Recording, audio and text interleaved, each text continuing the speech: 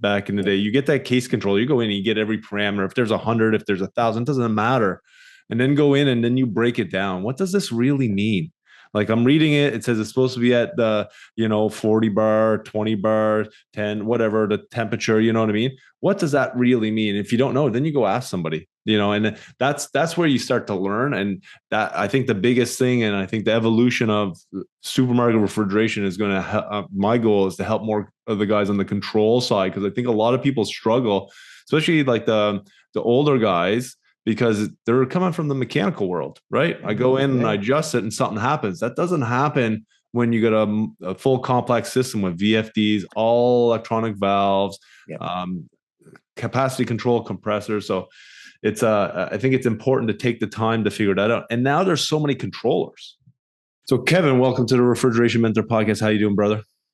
Yeah, thanks for having me, Trevor. It's I've been watching some of your podcasts for a little while, and I thought I'd like to get on that. Maybe I can offer something useful. And thank you for the opportunity. I appreciate to hear that. So I know even over the last few years, we've been posting and commenting on our posts. You have lots of great posts and you have a lot of great CO2 knowledge. So you've been doing it for many, many years.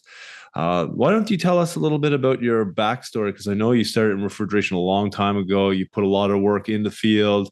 You grew up throughout the field, and now you're running in you're technical manager, doing lots of projects, working with lots of field guys. So I'd love to hear a little bit about your backstory. Yeah, sure. No problem. So it's 21 years coming up now in the industry. So, I mean, funnily enough, I actually read a similar comment on one of the forums the other day. Somebody had started similar to myself. Before getting into refrigeration, I worked in a store doing sort of light maintenance in the store in the sort of early 2000s, and it brought me into contact with the refrigeration guys, and they looked to me like they had the most interesting job, and I was sort of like, what am I going to do with my life at this point? I'd finished school and I was in a zip. I didn't know where I was going. And so they looked like they had a really interesting job. And I bugged and I bugged until the manager of the local refrigeration company took me on. And so that was around about 2003. I started on installations, doing pipe work, pressure testing, all that good stuff in supermarkets, the occasional food factory and what have you. Went into service, did that 2004 to around about 2010, all sorts of things, mostly Freons, obviously at that point. We did sort of a lot of supermarkets, little shops, food factories, farms occasionally, wide range of stuff. And sort of along that journey, along came CO2, sort of late 2000s for me. And there was one particular supermarket that had what a lot of places had as their earlier system, which was like a pumped circulation system around the cabinets with a Freon rack cooling the CO2. And it was totally different to anything we were working on. And that got my interest. And as luck would have it, my company had a training center set up in one of the local branches where they had almost a mirror of that setup. And I remember saying, I want in on this. This is going to be big in the future. So that system never really in the UK became popular beyond that one supermarket. And then Transcritical came along. Yeah. And we upgraded our training setup. And I'd sort of, as I tend to do, just kept pushing until somebody listens to me. And I ended up getting involved with a little bit of running of the training school. It was actually because they put the Transcritical rack in and there were some things not working properly on it when I came to do my training. And being bolshy as I am, I said, I can make that work. Yeah. Love that. And so they sort of said, well, go on then. And so got into that like that. And Transcritical over here got much bigger in late 2000s, early 2010s, and it's sort of been growing ever since. So along that period, unfortunately, around about 2013, the company I was working for went bust. but we got moved into the company I'm with now, Integral, and I ended up taking on this job, and I've been at that ever since, which gives me good freedom to sort of access all areas of the refrigeration business, really. Yeah, that's amazing. Like you said that you were consistent, you push your way. Because the beginning, I had to do exactly the same thing to get into supermarket and commercial refrigeration. I had to go and do the pipe work. I had to do the nights. I had to do the, glue and insulation, and then just prove myself each step of the way, bust my butt, getting that stuff in, installing cases. And this is what I tell a lot of the younger generation, younger techs, like, you got to get and do some of the stuff. And this is where you get that hands-on experience. You get those life experience, because you're not used to getting up at 9 o'clock at night to go to work. You know what I mean? You come out of school and you're just like, oh, everybody works day jobs and stuff, and you do this. But I learned so much from the people, that were around me, just the things that I seen, to what goes into building a store. What are your thoughts on that, doing the first starting out in construction?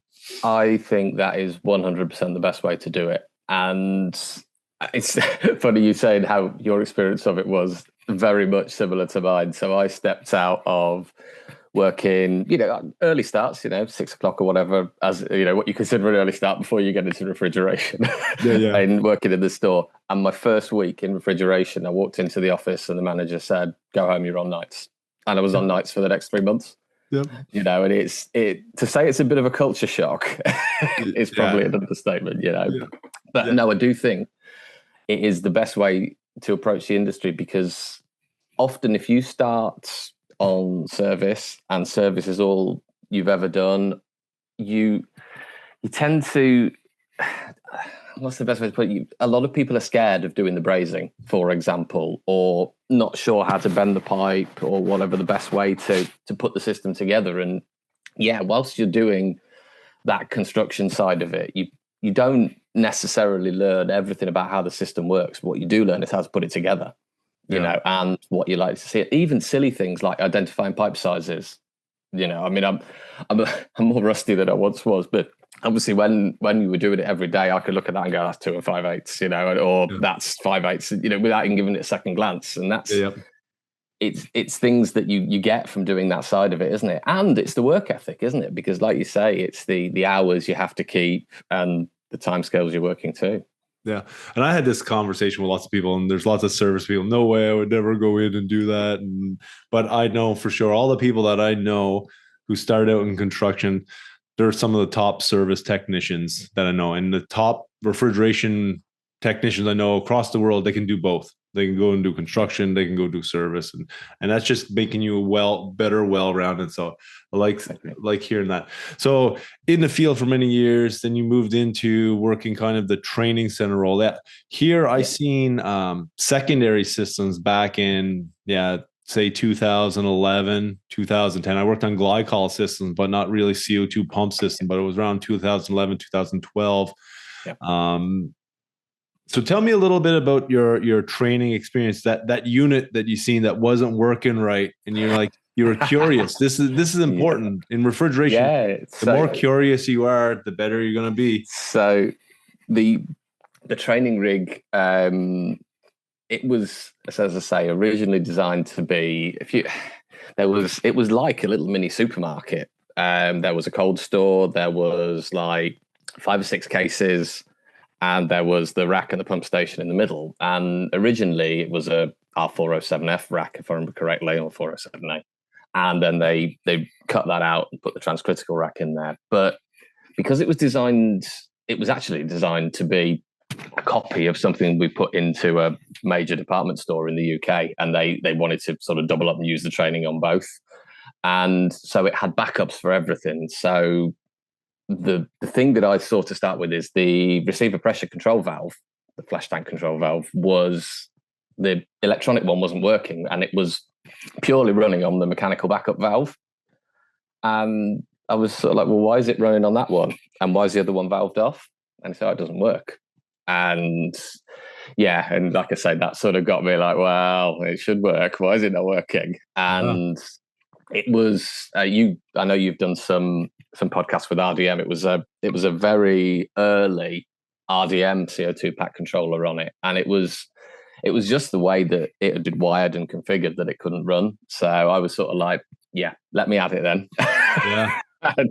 and we got it going, and we could run it on the electronic valve quite happily. And I found a couple of other issues that, because there was a backup for everything, there was a backup for the high pressure valve control as well. And it was how we got all that to work as it should and still have the backups available rather than using the backups all the time. Yeah. But again, this was relatively early in how Transcritical was over here. So the pressures were quite low compared to what we work with now. It had a 45 bar suction on it, 52 bar liquid, and all those pressures have gone up now in terms of obviously what I'm sure what you're seeing as well. It's some of that early stuff was a little bit temperamental. Yeah. if it didn't run right. But yeah, so I got those bits going, and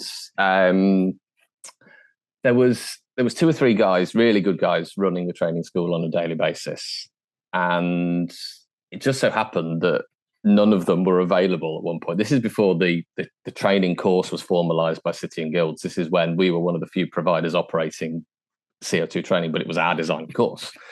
And the engineering director at the company I was working happened to be in the office, and he called me and he said, any chance you could do the training this week?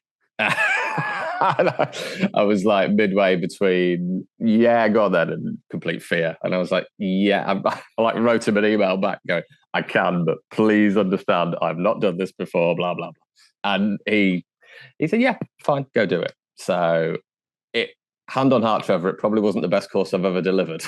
But that's okay. No, it was probably a great one, because that's where you learn probably a ton. You know what I mean? Because a little bit of fear, a little bit of curiosity.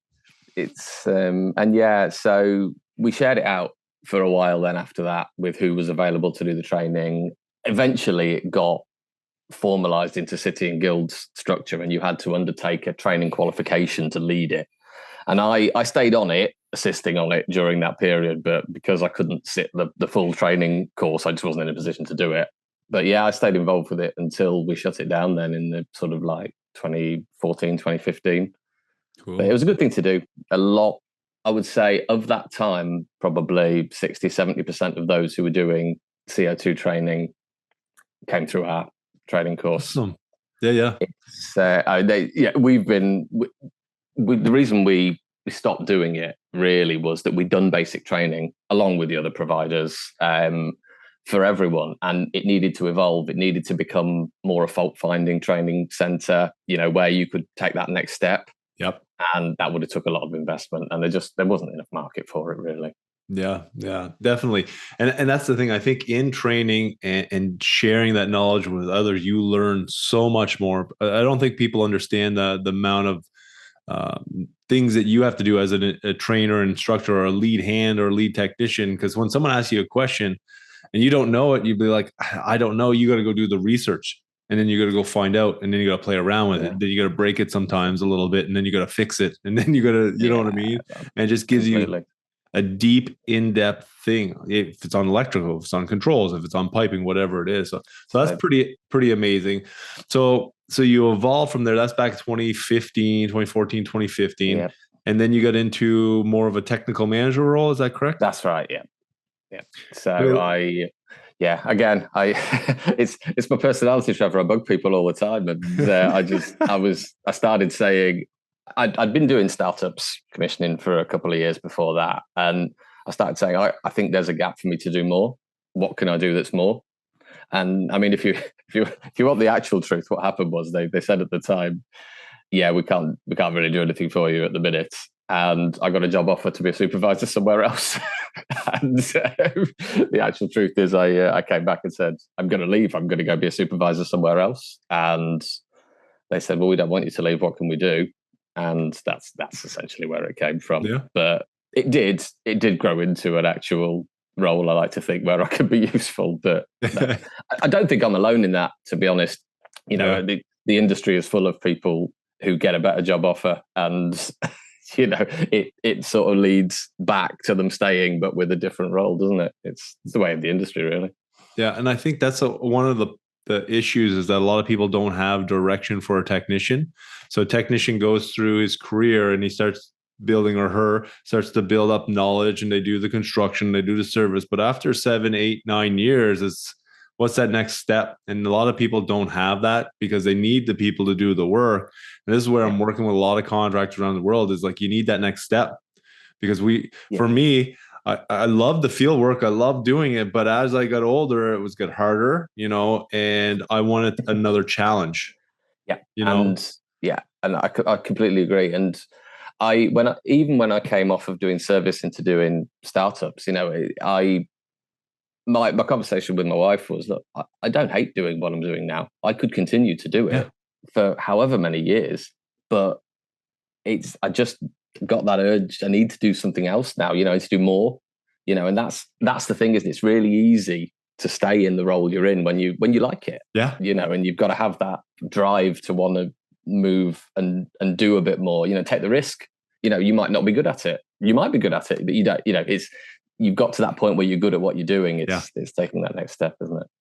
And that's difficult because it is fun. You like it, and then it gets comfortable because you went through the trials and tribulations of, then the rack's down, what do I do? And I can't figure this problem out. And you're there for hours, but you get that experience and you learn that stuff, and it gets easier and easier. But what's that next step? And not a lot of people have that next step for their team. Some of the companies are starting to figure it out, but I work with technicians all the time to try to help them with that, because you had the personality to go in and say, listen, I need to move up. I need to move along this journey. But there's a lot of technicians that don't have that. They're just waiting for the service manager to come up with the role for them, or they're waiting for the boss to say, okay, I got this role for you. And it doesn't happen like that.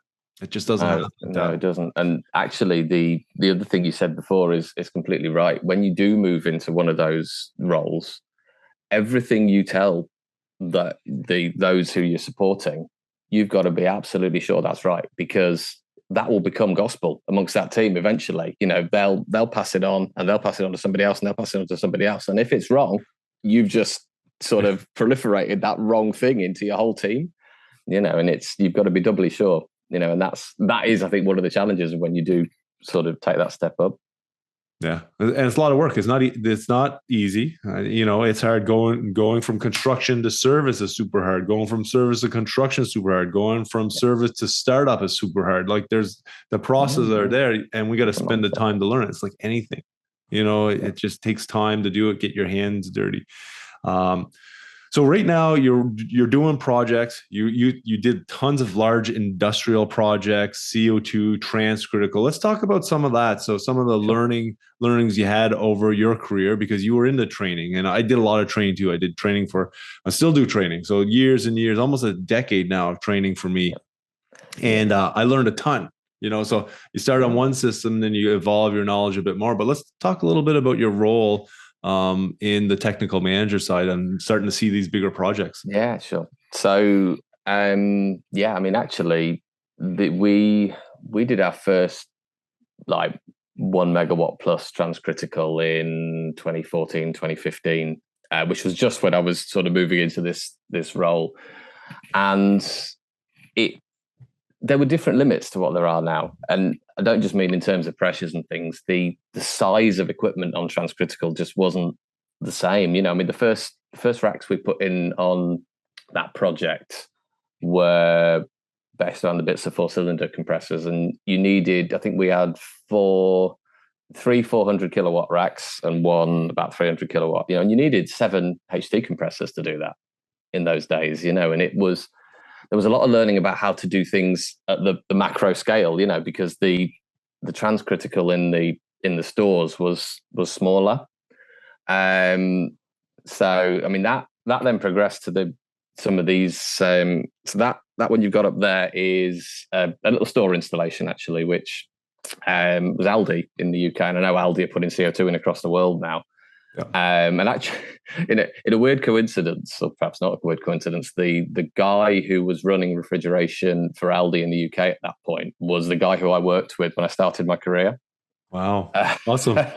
So we've kind of met up several times where he's moved around companies and I've been in different positions, but he was very keen to get CO2 in, and there's a very supportive consultant works with Aldi on the specification for things like this. And yeah, so this particular setup on the Aldis does all of the chilled cases and the frozen food storeroom, and it does store heating. And there was actually a lot of learning in that, because heating off the refrigeration only is diminishing returns, isn't it? The better you make the refrigeration energy wise, the less energy you have available for heating. Yeah. You know, and so you always had to solve the problem of the winter, because in the winter the store went cold, which meant the fridges were doing no work, which meant the heating was doing nothing, which meant the store got colder. You know. Yep. And so we clocked pretty early on with that we'd have to have a false load, a slave evaporator outside to generate some heat in the system. So that gas cooler there, for example, has an evaporator coil above the gas cooler coil. And when there was no heat going on in the store, we could switch that coil on, obviously using the gas cooler fans, and generate some load.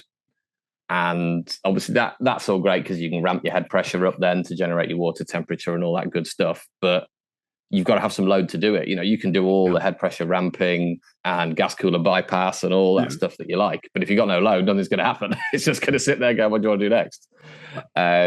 So there was let's talk about that a little bit, because I know lots of contractors now doing renos, you know, CO2 renos. And this is where they struggle, because the end user now, you know, you did start 20 years ago. You had 3 months to do a store. You know what I mean? You had time. Now the guy's got 6 weeks to do a store. It's like, with a more complex animal.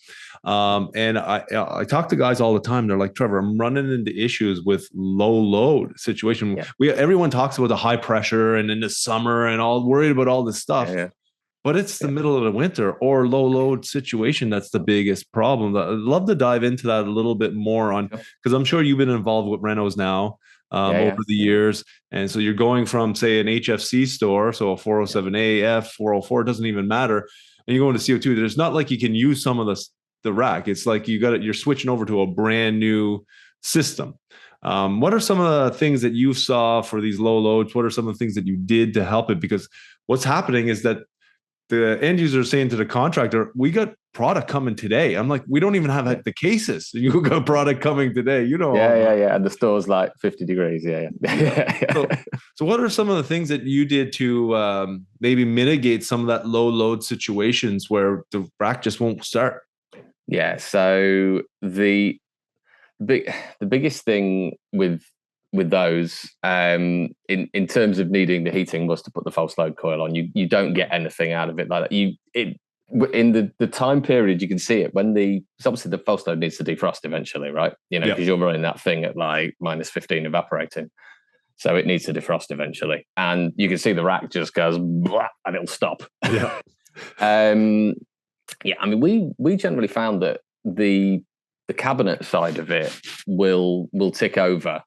It just won't give you any heat. And, you know, the only way you get it is to pull some out from outside. And you do need to think of it more like an AC, really. You know, you need to pull some heat in from outside, because once you get it moving, you're fine. But CO2's, especially, CO2 is lazy. CO2 does not want to go anywhere unless you push it, you know, and it will just sit in the bit of the system it wants to sit in. And you know, you think, well, I got a minute, there's like 40 bar, pushing it into 32 bar, but it'll move slowly, even at that. You know, you've got to give it some oomph to push it round. And I mean, one of the things we did find, actually, funnily enough, with doing the false load setup, having the coil on top of the gas cooler, is obviously you've got to run the gas cooler fans to do that. So you then pull air over that ambient air in the winter that's at, let's say, 0 degrees C or whatever. That CO2 that's in the gas cooler coil, you know, is sat between that cold air and the evaporator. That CO2 is going to be 80 bar, you know, 1000 PSI, 1200 PSI, but 0 degrees. And it's a really odd situation for CO2 to be at 80 bar and 0 degrees C. So it comes out through the high pressure valve, and it's so lazy. None of it flashes off when it hits the vessel. It just drops in the vessel.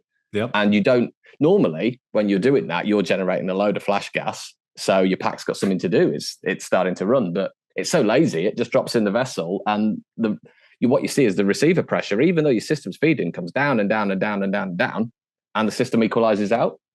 And you can watch it on the graphs, and you're like, what is happening with that rack? Yeah. And so then you've got to start bypassing the gas cooler and bringing discharge straight onto the top of the vessel to stir it up.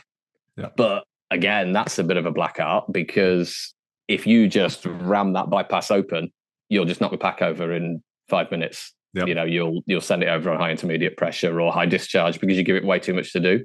So there's a lot of work and a lot of time goes into balancing that out. But yeah, I mean, in short, when nothing runs, you've got to give it some external load. You know, there isn't enough within the store. Certainly not before you get customers in there.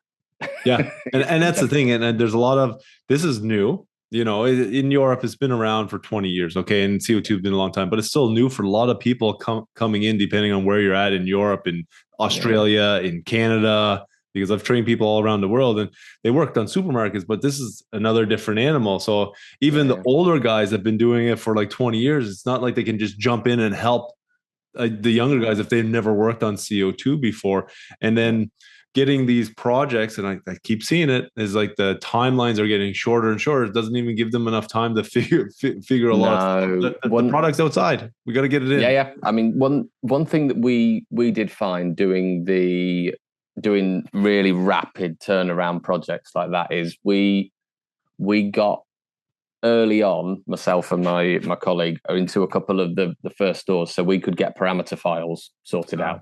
And we pulled case setting files out that we checked and double checked to make sure they were right, cold room files, and even rack settings, so that when somebody was on a renovation and they had like 48 hours to turn it round, you know, once that rack had got on vac, then they could just bang parameter files in. And, you know, they may have to tweak a little bit here and there for a store specific, but it was going to be good enough once they'd done their checks to get that system away. Do you find, and I don't know if this is the same in Europe, but do you find that it's tough to get those parameter sets from the manufacturer for like the field technicians? Because I know I've talked to so many guys here. I'm trying to get it, the parameter set, you know, and sometimes they're putting the same set in the same unit, but they're different units. So when I put it in, it crashes the rack. Is that the same thing in Europe and the UK? So it can be. I mean, what we tend to find when we did the Aldi turnaround, for example, with quite a very sort of forward-thinking consultant, they working with Aldi, they put together a compendium of all the settings that they wanted in the fixtures based on what the manufacturer had supplied. And a setup like that's got more power to extract the parameters from the company, haven't they? What the difficulty we found in the wider field is that a lot of the manufacturers will give you a temperature set point, and some alarm set points, maybe a defrost schedule, but they won't go into a lot more detail than that with the parameters, because, you know, we look after a refrigeration cabinet test lab, because they'll use a specific brand of controller in that test lab, and half of the settings that they've got in there, even if they gave you a full list, won't be relevant when you take it out into the field and you put it on a different controller.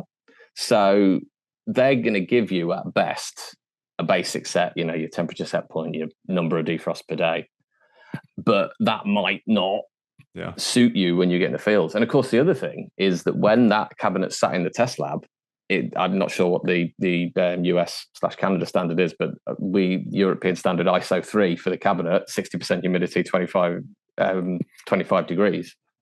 You know, it's really easy to defrost a cabinet if your ambient temperature is 25 degrees. You know, you go to a real store when the aisle temperature's like 10 degrees, see, you know, because you've got fridges either side, it's a hell of a lot harder to defrost that cabinet. Yeah. So, you know, there is always a little bit of tweaking going on with that. Yeah, and this is what I do in a lot of my training programs, trying to teach the guys how to extrapolate the set points and the parameters, because that's what a lot of guys don't know. So I get them to go in and look at them. And even if they don't understand them at that point, at least you have now a baseline, kind of like you did back in the day. You get that case control, you go in and you get every parameter. If there's 100, if there's 1,000, doesn't matter. And then go in and then you break it down. What does this really mean? Like I'm reading it, it says it's supposed to be at the, 40 bar, 20 bar, 10, whatever the temperature, you know what I mean? What does that really mean? If you don't know, then you go ask somebody, and that's where you start to learn. And that, I think, the biggest thing, and I think the evolution of supermarket refrigeration is going to, my goal is to help more of the guys on the control side, because I think a lot of people struggle, especially like the older guys, because they're coming from the mechanical world, right? I go in and I adjust it and something happens. That doesn't happen when you get a full complex system with VFDs, all electronic valves, Yep. Capacity control compressors. So it's I think it's important to take the time to figure that out. And now there's so many controllers. Yeah. Oh, 100%. Yeah. And, supermarkets especially are incredibly electronics heavy. You move into the industrial heavy commercial world, by and large, it's still a lot simpler in terms of the mechanicals, because a lot of the stuff is brute force. You're doing hundreds of kilowatts and you just need to move it around, and some of them will have a fancy PLC on it, but you're not going to learn that PLC and take it to 20 different sites, because it'll be specific to that site. When you get into supermarkets, the density of the electronics is something to behold. But I mean, I think one thing you were just saying there, in terms of get all your settings that make that system work to start with. One thing I think I learned reasonably early on, once you have some confidence in understanding what those settings do, and even if that means, let's say it's a Corel controller and you've gone and downloaded the manual, you've looked in that settings list and you go, well, I'm reading what that setting does. It doesn't make sense to me what they're saying I should set it to.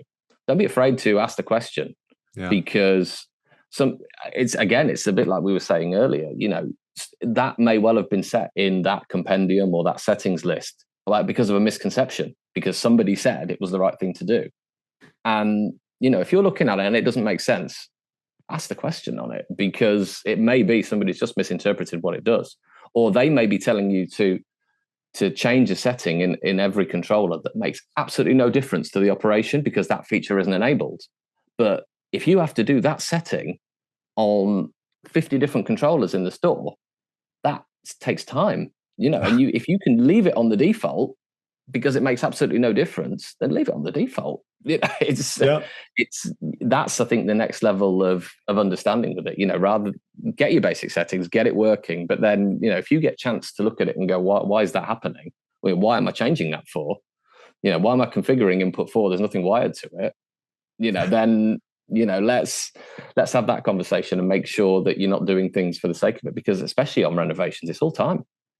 Yeah. And we got to reduce the time just so that you don't feel stressed out when it comes down to the finish line. And that's a big thing. It does take time to set up a case controller versus setting up just a TXV. And not all control systems let you download the parameter file. Some very good control systems don't let you download the parameter file.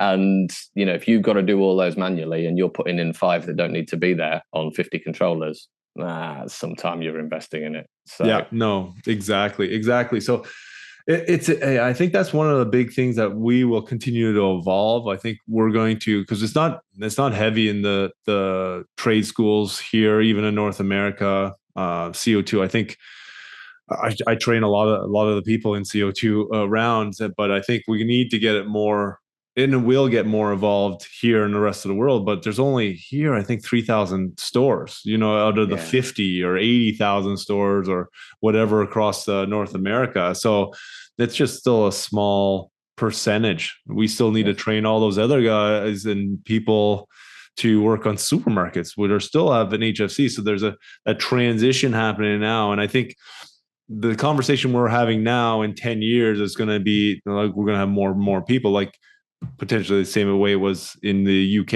and Europe 10 years ago, right? More and more people see it. They go out. Do they still need training? 100%. You still need training, and the consistent training. That's why you're so good. You've been doing training each year. You still invest in yourself and you're learning and growing. That's what I keep telling a lot of people. If you want to get better, it's not, you just don't go to one training. You don't just come to the refrigeration mentor training and just do it once. You got to train consistently, because if you don't see it for 6 months or a year, you're not going to remember that stuff. I agree. And I think actually one of the things that it's if you notionally come off the tools, if you like, come into a management position, you've got to actively, make yourself keep up to date with what's happening, because it's really easy to get behind with things. Stuff changes so quickly. Even controller specs and settings and stuff like that. You've got to be involved with it still. And one of the things I've sort of always tried to keep on top of with that is, people are asking me for advice, let's say, on how something's set up or how something should be working.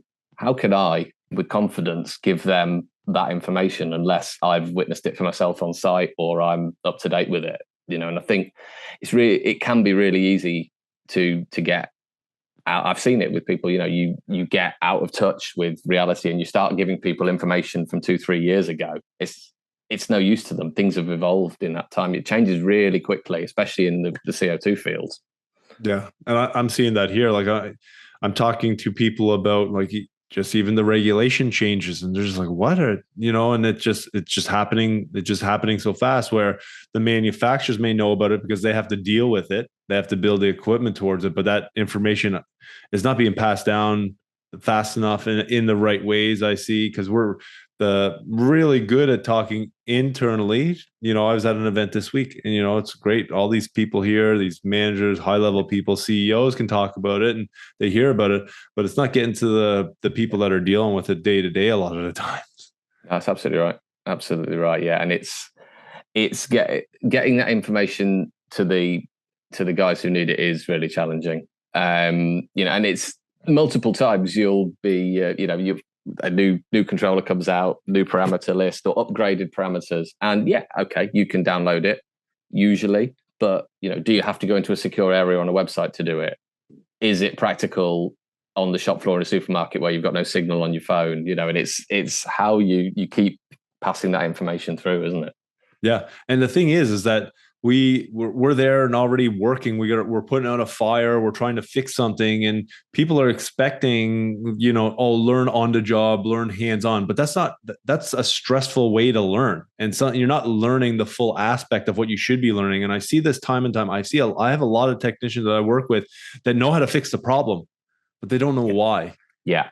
And that's the thing where I'm trying to teach them the why, and then when it starts to click, then the other things start to make more sense. They're like, oh man, okay, this happens because of that, and because of that. Now that makes sense, and now they can troubleshoot better, right? Because they're like, well, I know this happens, and when that happens, when I'm looking at the graph, it must be this. So let's go adjust this and this, but don't really understand. No. Have you noticed that as well? Yeah, and I think the thing is, because everyone's under time pressure when they do service calls, especially, really easy to go to the shortcut and say, one of the big things I used to have a lot of the time was a lot of our electronic expansion valve controllers back in 10 years ago maybe didn't use transducers to work out superheat. They used an inlet probe and an outlet probe.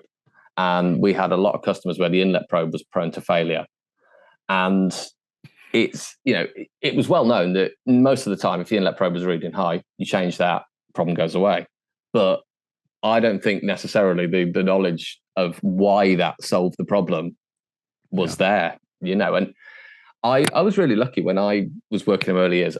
I worked with some really good people. They wouldn't tell you they were really good, but they were really good. And you could learn a lot about why things went wrong from those people. And I think it's really important that people still get that support these days. So okay, you change the inlet probe, but you tell me why that then solved the problem with it. Because, like you say, going to the shortcut will help you out 50% of the time, but the other 50% of the time, you'll be scratching your head going, well, that probe looks like it's okay. So why isn't it working this time? And you've got to have some understanding of why it's not getting cold, and it's understanding the start point of, okay, so I lose the inlet probe reading. Why does that stop it getting cold? Is a really good start then for when you come to something when it isn't that. But you've got to have, I think the only way now, because people move quite quickly into doing service as well, is to have a good support network, of people who can give you good information and to access information, because there is a lot more information from the likes of yourselves out there now, than there probably was 10, 12 years ago. Oh, for sure. And that's another thing that I have to teach my students is like doing research and going through manuals, because there's so much. Like they can go up to in one day 4 different major controllers, Yeah, yeah, you know, and that's absolutely. tough. Like it takes years to learn one of them. So trying to teach them how to be quicker on research, because you can go on and you can get into a rabbit hole and you spend 45 minutes to an hour looking up an issue that it might not even be in the right direction of the problem. It's can be really tough because the one of the downsides almost of having a lot of electronics is you get a heck of a lot of information that you perhaps didn't get when it was all mechanical. But it can be really easy, like you say, to go down a rabbit hole of looking at all that information and miss something really fundamental that's physically wrong with it. And there's a time and a place for using all those graphs and data points and everything you can get, but it's making sure that the guys understand that you need to do the basic physical stuff first. Is the coil got any frost on it? Is there gas in the pack? Is there are the fans running? Is it iced up? Because ice ups are the worst, aren't they? If it's iced up the back of the cabinet, somebody will look at it and go, well, right. And then they'll go start looking at the computer and looking at all the data, and they'll be like, why is the expansion valve not opening? Yeah. And, you could have solved all this by putting your hand over the grill at the back and finding there's no air coming out of it. And it can, too much information can almost send you in a worse direction than not enough. Yeah, I've seen that too. I've talked to service managers saying the guys are going now and trying to troubleshoot the problem through the PLC, through the thing. And the first step is you got to go do all the touchy feely looking, hearing, listening before you dive into that stuff, because if the fans aren't running, then you're not going to get any flow. So you got to check that. Doesn't matter how many graphs you have. No, the refrigeration industry will always be, there'll be a big place for touching and feeling temperatures and airflows and things. And one of the things you do learn pretty quick is you get a feel for when it feels right, don't you? Whether the discharge is warm enough, whether the suction's cold enough. Yeah. And that helps you out a ton at the start, because that puts you then in the direction you need to go. And then all of that good technical information on the PLC or on the controller helps you refine that. But it's so easy to approach that in the opposite direction, isn't it? And take yourself 4 times as long. And I think that's the big thing is teaching people in the industry to go and do that, to try stuff. I think like when I started, I was nervous and trying stuff because nobody taught me a lot of the stuff, right? So when I'm out on call and I'm just like stressed, should I open this? Should I close that? But if you go out and try stuff, you make a mistake, you just be honest about it and go back to your manager or your lead and say, listen, I shut this valve and all of a sudden it shut all this stuff off and I don't know why, and ask the question, and hopefully it didn't do too much damage, like I burnt out boards, like I smashed compressors, I broke valves, by making mistakes. But learning from those is the growing piece. And I think if we have more, like you said, more people to support them out there, that's going to make a big difference. And that's why we do Refrigeration Mentor, to help it out. And just like you do, you support all the team there to try to share that knowledge. And I think if everyone can learn a little bit and share that correct knowledge with someone else, it's going to make the industry grow a lot faster. I don't think there's enough of that, because we're just always putting out a fire. We're always on tight timelines. We have people on our backs about how come it's not done yet. And it puts a lot of pressure on us as professionals to get that job done on these complex systems. Yeah. And systems are getting more complex. It's inevitable with the likes of CO2 because it needs more complex systems to control it, and I think like what you said is absolutely right, and we shouldn't, if somebody makes a mistake, then so be it. We might catch that through our remote link to a site, or by talking to them. We may say, no, you don't want to do that. But we shouldn't put people in the position where they're afraid to try something in case they make a mistake, because everyone makes mistakes. There isn't a one of us who hasn't inadvertently stopped a cabinet from working or shut a compressor off, or worse, shut a rack down. It happens. You do have a certain element of that when you're in your learning. So and afterwards, Yeah. and nobody never made a mistake, is there? So, but the thing is, I think it costs the industry a lot more if people don't try, because this is where 2 or 3 or 4 hour service calls come for a 30 to an hour service call. Because they're just worried about trying, what should I do? And then they call after 3 or 4 hours, or they don't call at all and just go back the next day to try to figure it out again. We used to have a culture when the first major transcritical adoption was going on in some of the supermarkets itself. When we had guys working shifts at the old company, if it was getting like towards the end of the shift, they'd go in and the rack isn't running properly, and they'd switch it off and switch it on again. And it drives me mad when people do that, because you lose everything that was faulted on it. But of course, the majority of the time, that'll put it back in a position where there's enough of it running to get them through an hour or two. And then the next engineer gets the call the next day and he goes in there, and you're then relying on him or her not to be the person who goes, I'll just switch it off and on again. Yeah. But you've got to, put enough knowledge into the guys, enough confidence that, you say, it might be the temperate filter's gone. Okay, so just change it. The worst that's going to happen is you're not going to change it right. It's not going to work, but you've got there and it's already not working. So the worst that'll happen is it'll still be not working. Yeah, exactly. And that's the thing. I think we gotta build a confidence in a lot of the newer technicians, as well as train. It comes back to training too. It's like, once again, I see it time and time again that the technicians are put under here. Go work on the CO2 system you never worked on before. And it's like, okay, where do I start? So I think it comes back to that. And I think it's still even refrigeration training. Like, even after you're in it for 5, 8, 10 years, there's still something you're forgetting stuff along the way. You know what I mean? You got to go back and continue to learn and grow. And I recommend going to lots of different manufacturer trainings, watch YouTube videos, listen to podcasts. This is only going to help you. Kevin, this has been super awesome. I love chatting with you. We'll have to do this again. We'll have to do this. Please, I would love to. Because there's so much knowledge that you have. Once again, follow Kevin on LinkedIn. We'll put his stuff in the show notes. He gives so much great information on there about CO2. Always sharing your knowledge. That's what I really love, that you're always just putting in some knowledge, trying to share some tips. If there could be one tip for a technician out there listening right now to really try to help them, they're starting to get into CO2, what would that be? Don't view it as something completely alien. If you go to a CO2 call for a cabinet not working, there is like a 90% chance it's going to be a fault you'll have seen before on a Freon cabinet. Nothing after that rack, before you get back to the rack again at the other end, is going to be anything different to what you've seen before.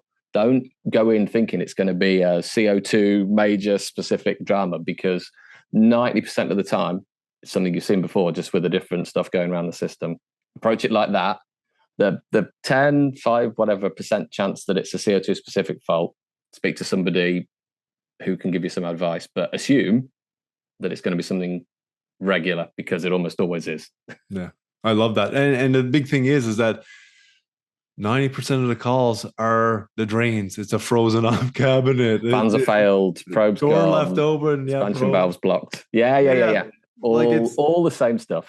It's I love that, because that's the thing. A lot of people hear CO2 and their heart starts pumping, and to be fair, they don't know. And there's a lot of fear put out there for people, like high pressures and this and that. But if you I like that the approach, take it as it's just a regular cabinet, and you're 90%, you're going to figure it out. I love that. I love that, Kevin.